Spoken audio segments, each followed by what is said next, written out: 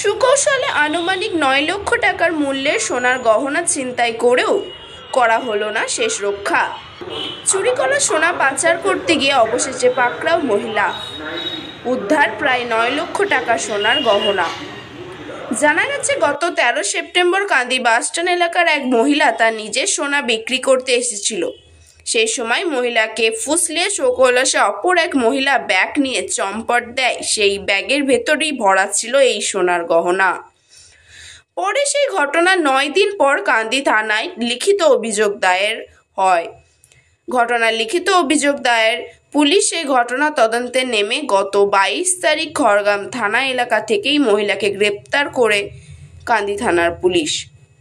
প্রায় ৯ লক্ষ টাকা সোনার গহনা সহ মহিলাকে গ্রেপ্তার করে পুলিশ। ধৃত মহিলাকে গত ২৩ তারিখ কান্দি মহকুমা আদালতে তোলা হলে আদালত পুলিশকে ৫ দিনের পুলিশ রিমান্ডের নির্দেশ দেয়। পুলিশ জানায়, ধৃত মহিলার নাম রেখা বিবি, বাড়ি খড়গ্রাম থানা এলাকায়।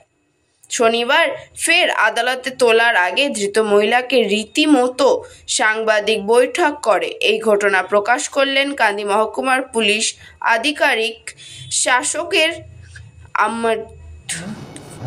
স্যার, কি রিকভার হয়েছে এবং এর কাছ থেকে কি উদ্ধার হয়েছে এবং কি ঘটনাটা কি ঘটেছিল?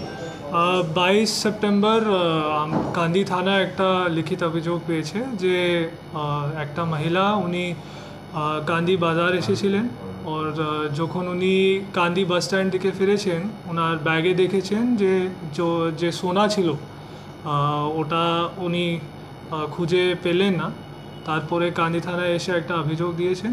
ইনিশিয়ালি আমার কাছে মামলা রুজু করে আমার কাছে ইনিশিয়ালি কিছু ক্লুজ ছিল না। তারপরে একটা টিম গঠন করে আইসি কান্দি और ওনার ৫-৬ অফিসার মিলে সিসিটিভি ফুটেজ অ্যানালিসিস করে আর কিছু টেকনিক্স ইউজ করে একটা লোকাল সোর্স এঙ্গেজ করে ডিটেকশন হয়েছে। আমরা এক মহিলাকে আইডেন্টিফাই করেছি, ওনাকে অ্যারেস্ট করা হয়েছে। তারপরে পিসির জন্য কোর্টকে প্রেয়ার করা হয়েছিল। প্রেয়ার অ্যাকসেপ্ট হওয়ার পরে কোর্ট আমাকে ৫ দিন পিসি দিয়েছে। ইন দ্যাট পিসি পিরিয়ড আমরা ওয়ার্কআউট করে অ্যাপ্রক্সিমেটলি 9 lakhs ওয়ার্থ সোনা রিকভার করেছি ওনার পজেশন থেকে।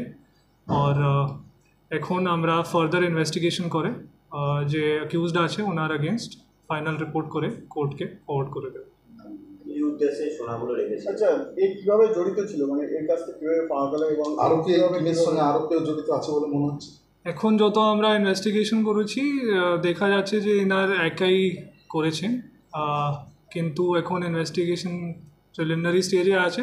ফলোয়িং ফার্দার ইনভেস্টিগেশন যদি পাওয়া যায় যে একটা র্যাকেট আছে বা এনার সঙ্গে আর কেউ আছে, তাহলে সেইভাবে আমরা ফার্দার কোর্স অফ অ্যাকশন নেব। ওনাকে কি আবার পিসি নেওয়া হবে? As of now we feel that there is no need for further police custody, but during investigation যদি আমরা পাই যে আর ইন্টারোগেশন করতে হবে সেইভাবে আমরা প্রেয়ার করে আর পুলিশ কাস্টাডি নিতেই পারি।